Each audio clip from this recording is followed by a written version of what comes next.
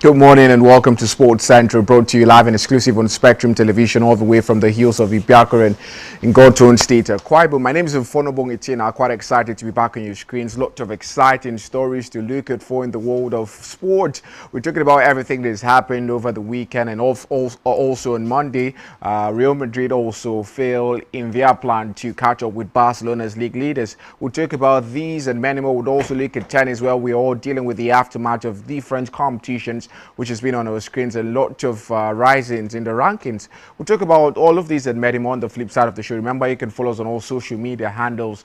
Go to Facebook, go to X, flip it on this Twitter, go to TikTok as well, and hit the follow button at Spectrum TV Live. We'll take just a quick breather, and when we're back, Sports Central and Sport Wrap-Up in full.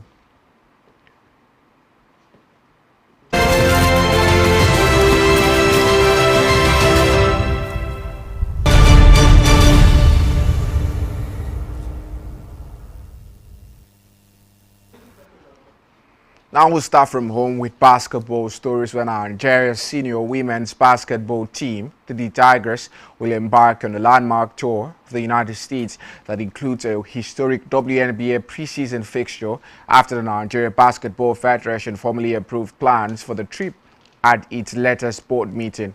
The decision was taken on Sunday at the Lagos Boat Club, where the board, led by NBBF President Musa Kida, mapped out its priorities for a demanding international calendar year. In addition to the tour, the board approved preparations for other key international engagements in 2026, including the Men's FIBA World Cup qualifying windows 3 and 4 and other continental competitions.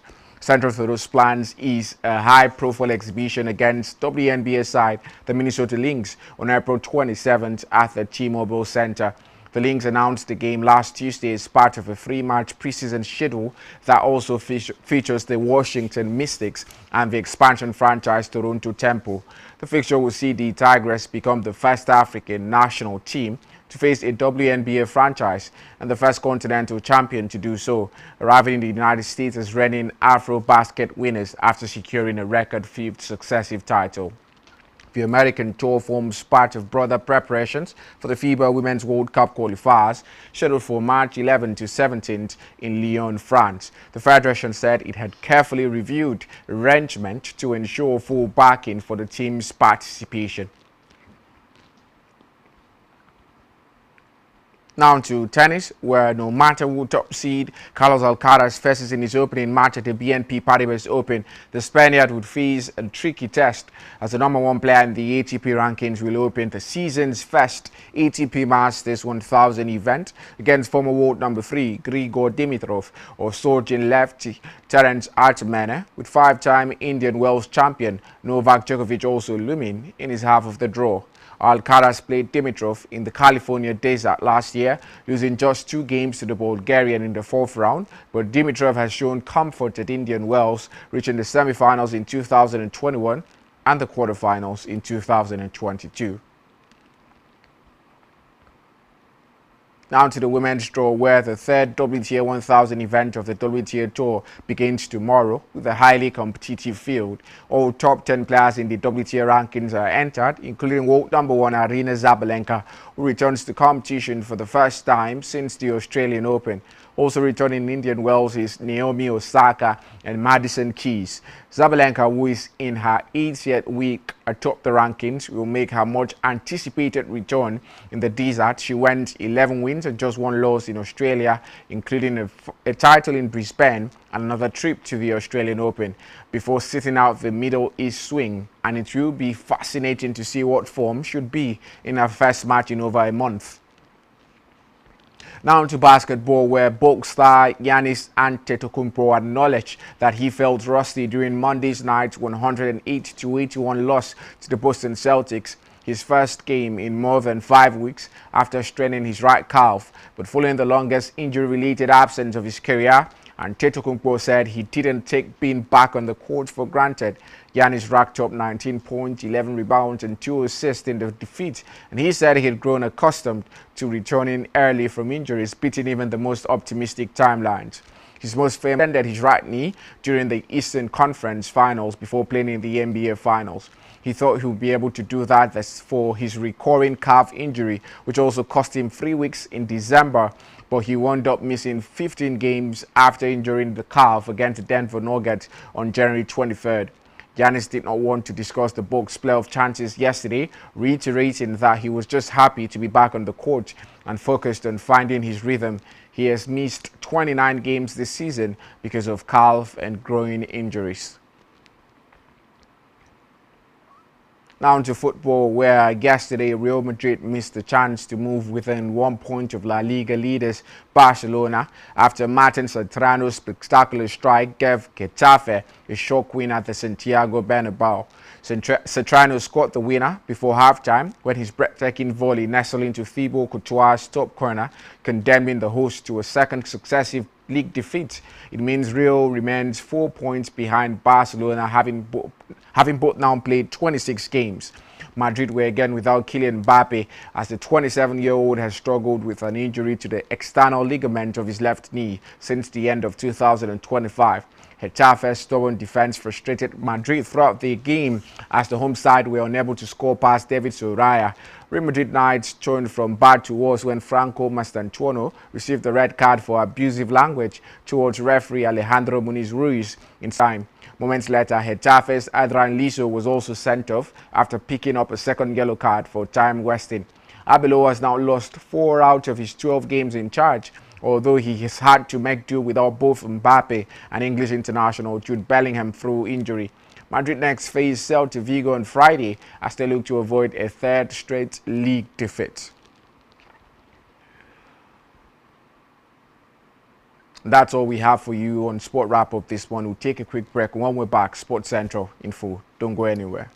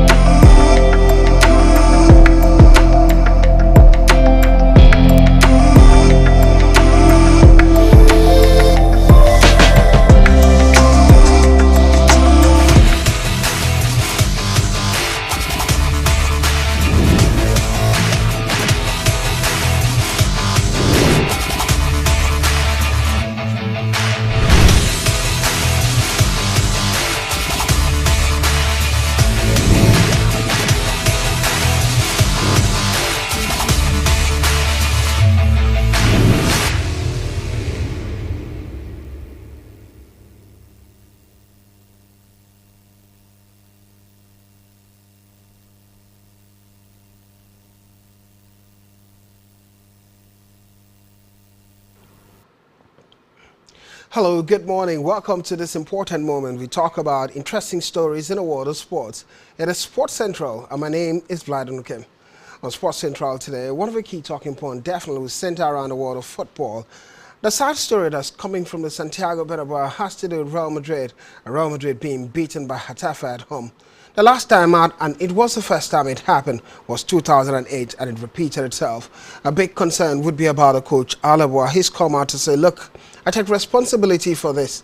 And many people have spoken about if there's been any changes since Xavi Alonso left the side for Alaba taking over, Arbeloa taking over, but no real change in that direction. 5 games he's played, 5 losses. 12 games he's played, 5 losses has been for Arbeloa and Real Madrid moving forward. Only 2 things have changed. It has to do with the form of Vinicius Jr. as well as Valverde.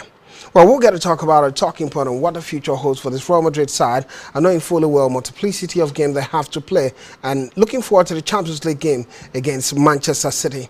In the world of tennis, it would be that of ranking points, and we're watching performances of how some players have climbed on the table, the likes of Koboli. How he's managed to climb on the table, it would be part of a conversation. And other games are taking place in Indian Wells. From athletics, we'll talk about from a Nigerian point of view.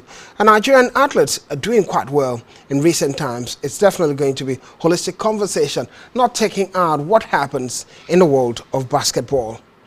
Well, sit tight, be ready for this one. Unfortunately, being part of the mix with David, unavoidably absent, but it has to be what it has to be. Unfortunately, good morning. Good to see you today. Excited to be back on the show. I'm fun excited to be back on the show, and quickly we get to the triggers of it and the interesting feature in it. First, we begin from athletics, and we're talking about the Golden League that's taking place as athletics and athletes hit personal best in Edo. Well, from we've seen the numbers count definitely from Edo's point of view, part of it being the likes of Victoria Effium Parika delivering standout performance of the day, launching a spear to 47.89 meters. A personal best that left the rest of the field chasing shadows. We've also seen others from shot put, and the rest of them are doing quite well when it has to do with this particular league format that's taking place. Exciting times. Over yesterday, we talked about performance of Nigerian athletes, and it seemed like competition after competition, improvement in terms of numbers are also coming. Well, I think I'm more impressed with the fact that the EFN were able to put together a competition of this magnitude to have, athletes from across the country come together to see who is the best in different fields, and we're now having athletes to look out for. I think 2026 is going to be that year where we get to have different federations set up. The Athletic Federation has already done that since 2025 after the whole debacle with the Athletics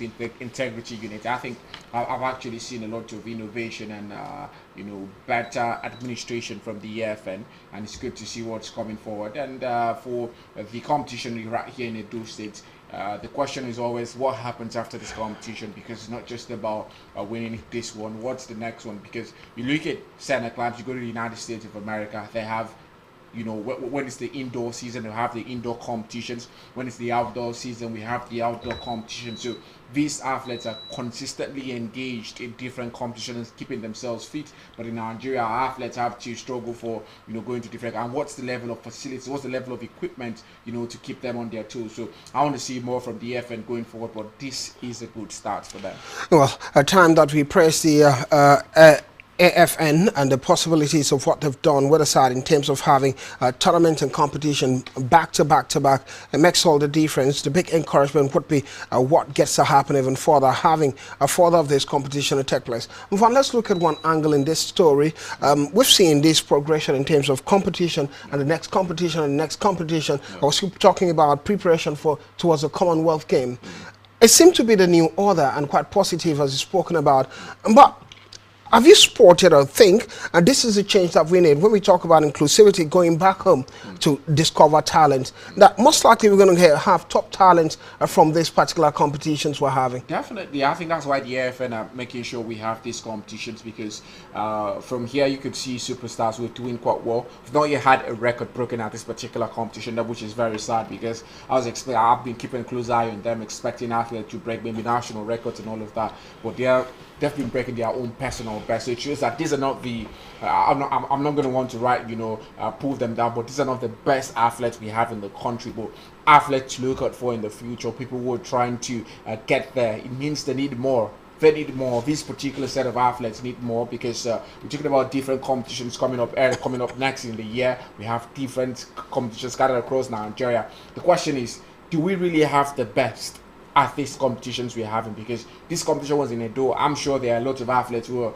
maybe far away in Kwara State, far away in Taraba State, who couldn't even make it to Edo State. What happens? What's the EFN's plan to be able to give these athletes the needed welfare, good welfare that would help them to travel to different sports like this, to engage in competitions? What's the price system like? Because yeah, absolutely. That's another conversation. Exactly. Beyond talking about the facilities, you try to put in certain facilities, but there ought to be pricing. The difference why we talk about the Ivy Leagues and the rest of them, there's some level of remuneration that comes with it, so the athlete can plan his or herself and think about the future and what they need to do. And trust me, going back home now, there are people that are listening and said, you went for competition, what did you bring back? It's Nigeria we're talking about. Exactly. But pricing can be a thing. How much are the athletes gaining from the competition for performing? But a positive we take from all of this is the very fact that they're improving on their personal best, and it makes all the difference. Still on athletics, one name rang a bell today had to be Farhan Binusawa, delivering a commanding sprint double at the Ivy League Indoor Championship, winning gold in both 60 meters and 200 meters, and earning recognition as the women's co-outstanding track performer.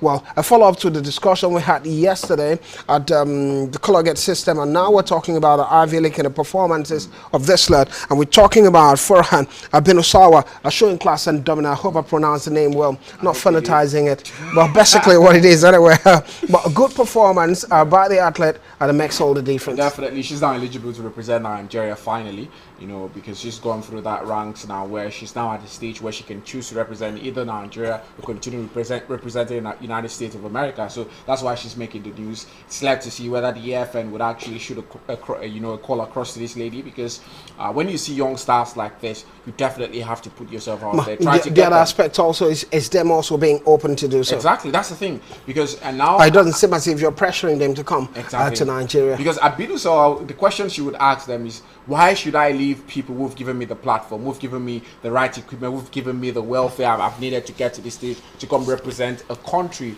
that is having their own homegrown staffs, leaving them and going to other countries? We're talking about Favor Ashe representing Qatar now. We're talking about what's her name now, the prominent lady now who just left the country last year. So we've had lots of athletes leave the country. Now we're trying to poach athletes who started, overseas. I think it's going to be quite difficult, but there's nothing like hoping now, because you've got to hope. When you have that hope, it gives you a lot of optimism for the future. So if Abinusawa can finally choose to represent Nigeria, I would say that's going to be a step in the right direction for the AFN, and give us maybe a sense of confidence moving forward that we have these athletes in our ranks, and probably look forward to winning more Olympic medals, because it's been a long time now Nigeria's not won an Olympic medal, especially in athletics. Looks like you're not even powerhouses anymore in Africa. The days of Blessing Okagbare are long gone. Likes of what's his name now, Divine Oduduro, long gone. So we are having athletes. Our athletes are struggling. We need more. If we need to poach from other countries, then let's start doing that. And let's start doing that. Funny thing I've spoken about, definitely, as we need more and are trying to poach from other countries. Quickly we move to the world of tennis proper now, and see the excitement in the world of tennis. A big talking point would be the Indian Wells.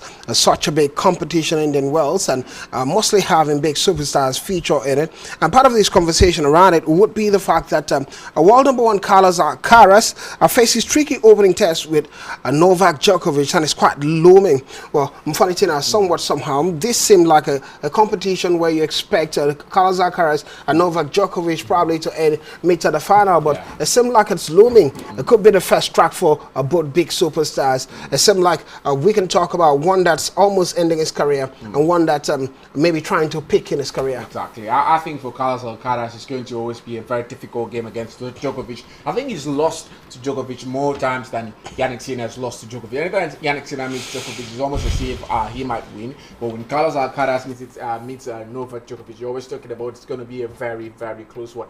And both of them are very similar. In fact, this year, Novak Djokovic came out to say Carlos Alcaraz has to start paying royalties because he just copied his serve. So if you watch Carlos Alcaraz this year, he started, using the type of serve that Novak Djokovic does. So looks like there's some sort of bromance there. So when they meet on the court, it's almost as if you're facing your younger self. It's just what it is now. So for Carlos Carlos Alcaraz is the world number one now. The question is, how long can he stay there? Yannick Sinner stayed there as world number one for quite a long time, and now it's now Carlos Alcaraz's time. So let's see how long he can stay. The Indian Wells is and it's an ATP 1000 event, so definitely a lot of points to grab here. So if Carlos Alcaraz exits the competition at the early stage, it might be very difficult to still remain in the number one spot for quite a long time. So he would have to do well to progress maybe to the semi-finals or finals of this particular competition. Getting to the semi-finals or finals of this particular competition, a couple you want to really look forward to and talk about for the likes of Carlos Alcaraz. We'll talk about the Yannick Sinner aspect of it.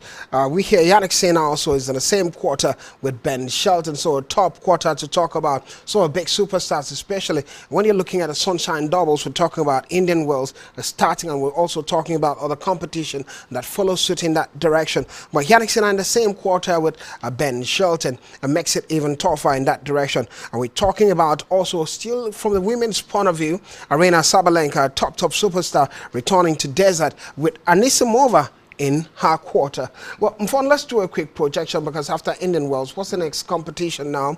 But it makes it Sunshine Doubles, forgotten the next. But we're always going to see the crescendo of it, both our 1000 Masters event, and makes all the difference. Aryna Sabalenka seems to be a top dog to go even further, probably go win it. And we're talking about Anisimova being in her same quarter. Well, I'm a little bit worried for Sabalenka because she's sat out of all the competition since the Australian Open. She reached the final of the Australian Open, but when all these other superstars, Iga Swiatek has competed in other competitions, Scotty Kokogov has competed, Amanda Anisimova herself has competed in different competitions, but Aryna Sabalenka has been out since the Australian Open final. So my question is, would she be in top gear? Would she be in top form when she gets to face different superstars coming in for the Indian Wells? Because when you sit out, most times it doesn't really mean that you're quite fit. It doesn't mean that you're coming with renewed energy. Sometimes it could mean that you're a little bit rusty because you've sat out for quite long, since January. Start out through February, now we're in March with getting to the WTA 1000 for Aryna Sabalenka. But I believe if there's any lady who can prove her dominance, it's definitely Aryna. So I'm expecting her to go out there and prove why she's the world number one. She's been at the top of the rankings for 80 weeks now consecutively, so it shows she's been there for quite a long time, and we are hoping to see more from her. But the big question is, can she do it at the Indian Wells after sitting out for so long? Can she do it as the Indian Wells after sitting out for so long? Is that big question. And Valentina is asking and throwing it out. We don't have the answers to it. Let's get to see what happens for her. But the big superstar Aryna Sabalenka